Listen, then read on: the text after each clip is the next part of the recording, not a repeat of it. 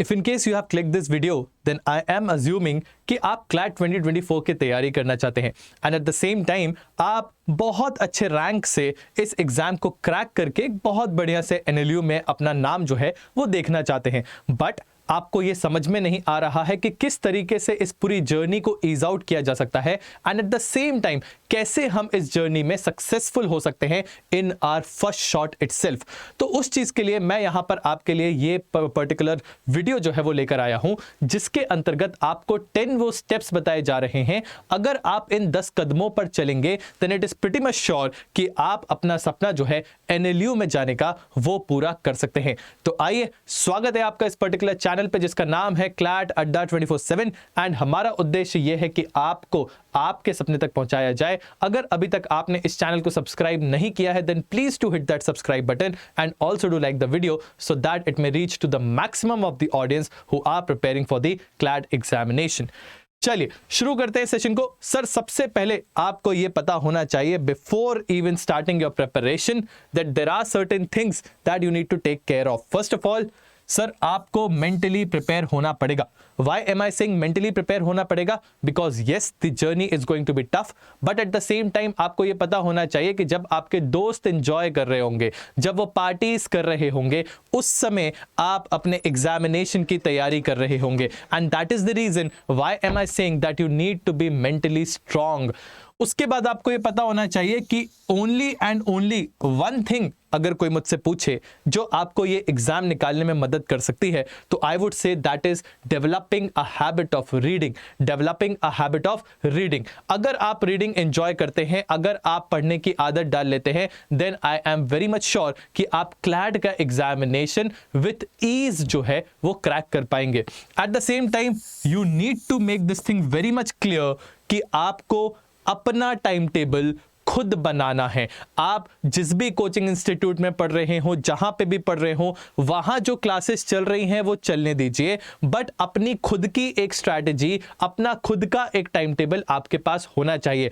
ऐसा नहीं होना चाहिए कि कोचिंग इंस्टीट्यूट में अगर कुछ एक सब्जेक्ट मैटर डिले हो जाता है तो उसकी वजह से आपकी प्रिपरेशन डिले हो जाए। So what is important is that you make your very own time table. अब आते हैं अलग अलग स्टेप्स को समझते हैं, स्टार्टिंग विथ सबसे पहला कदम। सबसे पहला कदम सर ये बताता है कि आपको पता होना चाहिए एग्जामिनेशन के बारे में। तो वो कैसे पता चलेगा सर? Understanding the syllabus. आप सबसे पहले कंसोर्शियम ऑफ एनएलयूज की वेबसाइट को खोलिए। उसको खोलने के बाद आपको यह देखना होगा कि आखिर सिलेबस में क्या क्या चीजें हैं जो दी गई हैं।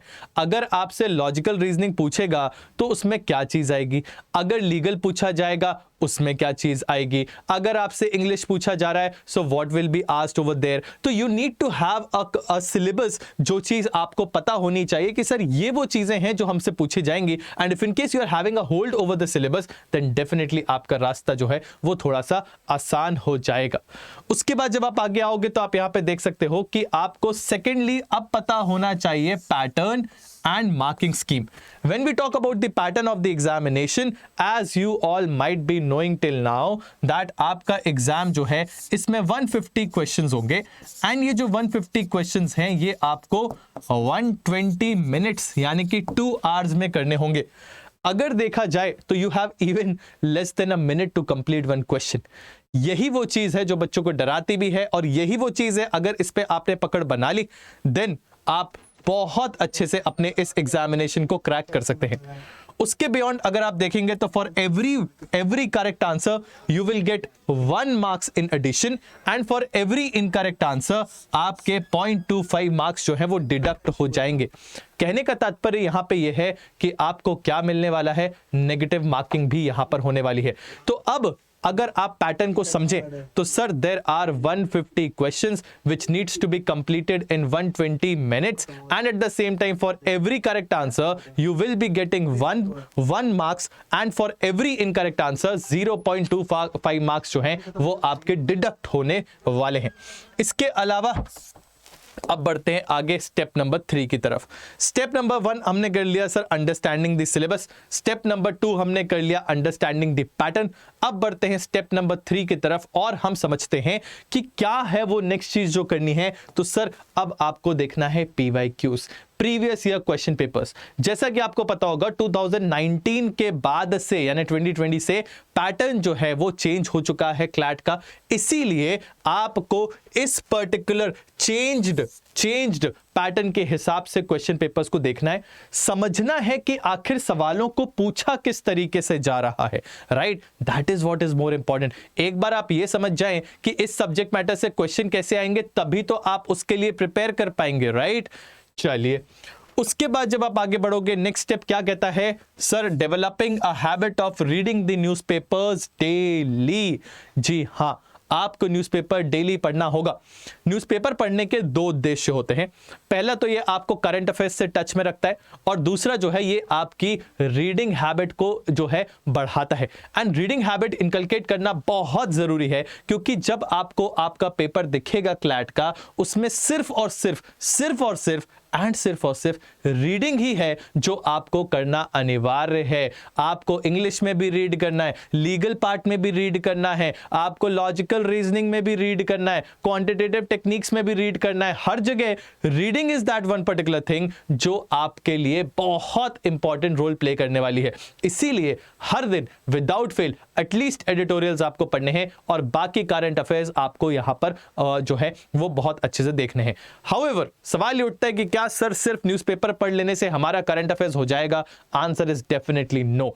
आपको जो न्यूज़पेपर पढ़ रहे हैं उसके बाद मंथली जो मैगजीन्स आती हैं उस पे अपनी पकड़ बनानी होगी, और उसके मल्टीपल रिविजन्स जो हैं वो करने पड़ेंगे। जितना ज्यादा आप रिविजन करोगे उतना ज्यादा आपके लिए ये चीज महत्वपूर्ण होगी।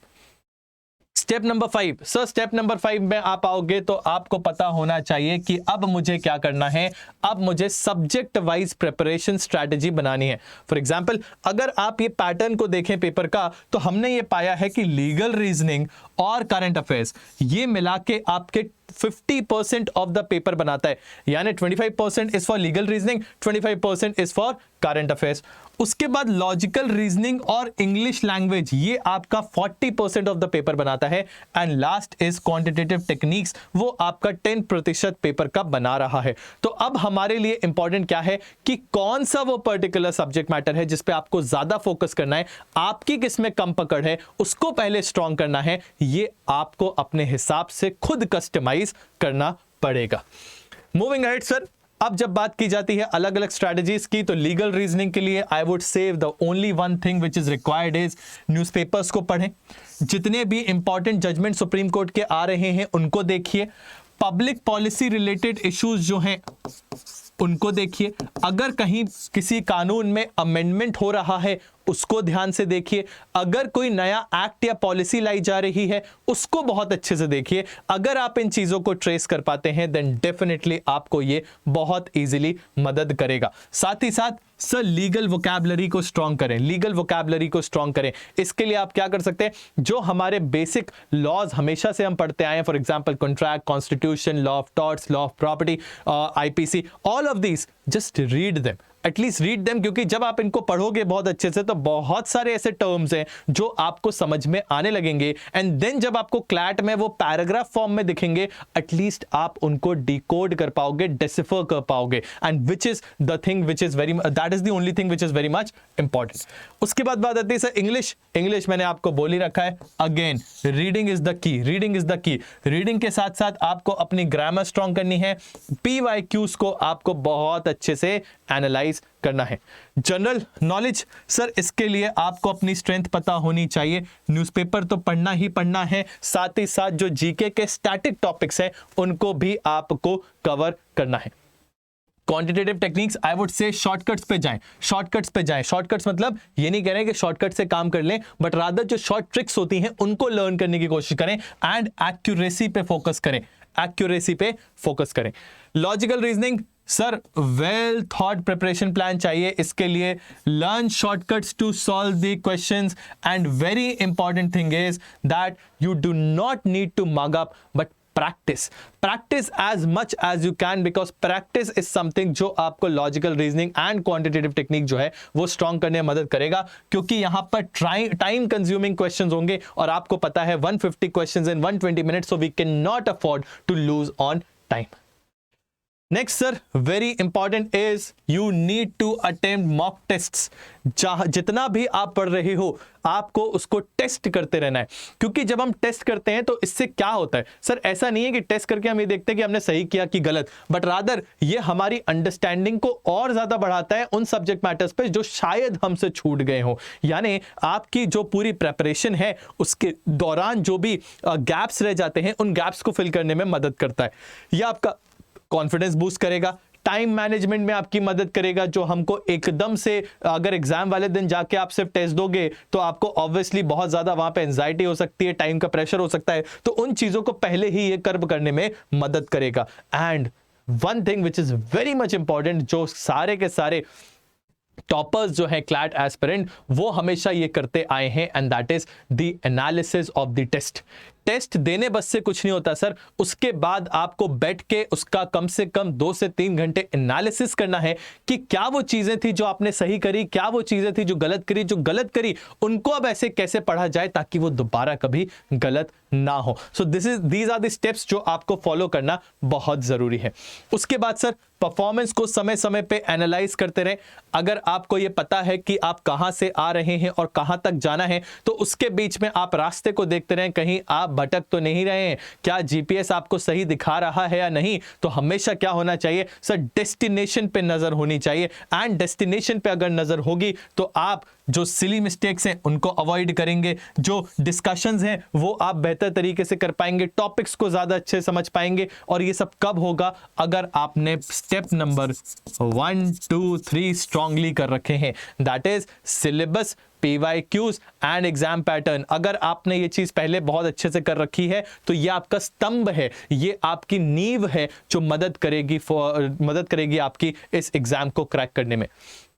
Sir, the very next step which is very much important is, ये आप अपनी दीवार पे चिपका लीजिएगा, don't just read but study. I repeat again, don't just read but study. बच्चे क्या करते हैं, मैगजीन्स को रीड किए जा रहे हैं, आगे आर्टिकल्स पढ़ रहे हैं। सर, सिर्फ रीड करने से नहीं होगा, you will have to study. And when I say study, Johnny Johnny yes papa, Baba baa baa black sheep, ये वो चीजें हैं जो हमको आज भी याद है। क्यों? क्योंकि ये वो पोएम्स हैं जो हम बचपन में पढ़ा करते थे। और बचपन में हम कैसे पढ़ा करते थे सर, एक चीज को बार बार बार बार रिवाइज करके। हमारी मम्मी लोग हमारे साथ क्या करते थे, एक बार रीड करा दिया, चलो पापा के सामने बोलो, रिलेटिव्स आए उनके सामने बोलो, कोई और कॉलोनी में आंटी है उनके सामने बोलो। कहने का मतलब बार बार हमसे सेम चीज बुलवाई जाती थी। जी हां, इसीलिए वो हमें याद है, और यही वो चीज है जो यहां पर भी करनी है। You have to revise it again and again. और उसके बाद आईने के सामने खड़े हो जाइए और अपने आप को देखकर आंखों में आंखें डालकर उस चीज को बार बार रिकॉल करो, बार बार बोलो, देन ओनली आप इस चीज को जो है अच्छे से कर पाएंगे। ठीक है, चलिए अगला स्टेप क्या है सर, प्लेलिस्ट। आपको जैसे प्लेलिस्ट होती है किसी एक पर्टिकुलर गाने की जो बहुत पसंद होती है, आप उसी को बार बार सुनते हैं। सिमिलरली आपको बुक लिस्ट जो है वो बनाना बहुत जरूरी है। आपको अपनी एक स्टैंडर्ड बुक लिस्ट होनी चाहिए। फॉर एग्जांपल, अगर बात की जाए इंग्लिश, तो एवरीबॉडी नोज सर वर्ड पार मेड इजी, या फिर रेनन मार्टिन बुक जो है वो हम कर सकते हैं। अगर हम लीगल की बात करें तो AP भारद्वाज आप बुक कर सकते हो, लेक्सिस नेक्सिस आप कर सकते हो, यूनिवर्सल आप MCQs के लिए कर सकते हो, लक्ष्मीकांत जो है आप पॉलिटी के लिए पढ़ सकते हैं। फिर लॉजिकल रीजनिंग की बात की जाए तो RS अग्रवाल, MK पांडे, ये बुक्स हैं जो आप कर सकते हैं। Quantitative techniques again RS Agarwal, 10th class की NCERT आपको बहुत मदद करेगी। जनरल नॉलेज की बात की जाए तो ल्यूसेंट आपको मदद करता है, न्यूज़पेपर बहुत ज्यादा मदद करता है, एंड मैगजीन सच एज प्रतियोगिता दर्पण एक्सेट्रा एक्सेट्रा, ये भी आपकी मदद करने वाले हैं। Moving ahead, step number 10, and this is one of the most important steps. Yes, the competition is tough. Yes, there are people who are working every particular minute towards the goal. But if in case आप अपने आप से honest हैं, then you need to believe in yourself that you can do it too. ठीक है, आप भी कर सकते हैं। जो टॉपर्स आते हैं वो भी आप लोगों में से ही आते हैं।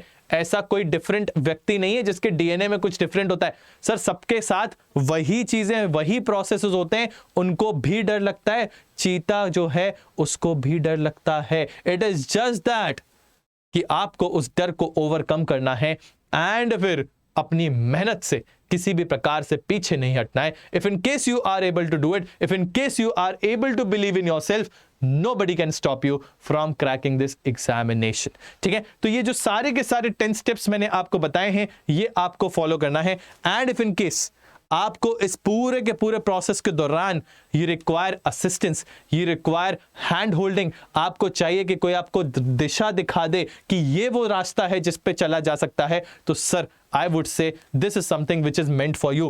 CLAT 2024 के लिए अड्डा 24/7 के पोर्टल पे you will find the course जो कि क्राफ्ट किया गया है सिर्फ और सिर्फ आपके प्रिपरेशन स्ट्रैटेजी के लिए, जहां पर you will get everything which is required to crack this examination, be it your legal part, be it your logical part, be it your quantitative techniques, be it your current affairs needs, या फिर आपका जो logical ability का test है. वो सारी चीजें आपको यहां पूरी की पूरी टीम के साथ पढ़ाई जाएगी, लाइव एंड नॉट रिकॉर्डेड. ठीक है, तो आप इस पर्टिकुलर बैच को ले सकते हैं. You can see the cost is 48,000 rupees, but for you at this moment of time this is the code which you guys can use. आप Y692 का उपयोग कर सकते हैं, एंड जैसे ही आप Y692 का उपयोग करोगे, ये जो प्राइस है ये 77 to 80% तक ऑफ हो जाएगा, और आपको मैक्सिमम डिस्काउंट देखकर this will come up to near about 11,000 rupees. जैसे ही आप ये कोड लगाओगे, हमारे पोर्टल पे जो मैक्सिमम डिस्काउंट है वो आपको इस पर्टिकुलर कोड की मदद से देखने को मिलेगा, दैट इज Y692, एंड ये कॉस्ट आपके लिए अफोर्डेबल जो है बन जाएगी with a validity of 1 year up to the date of your examination.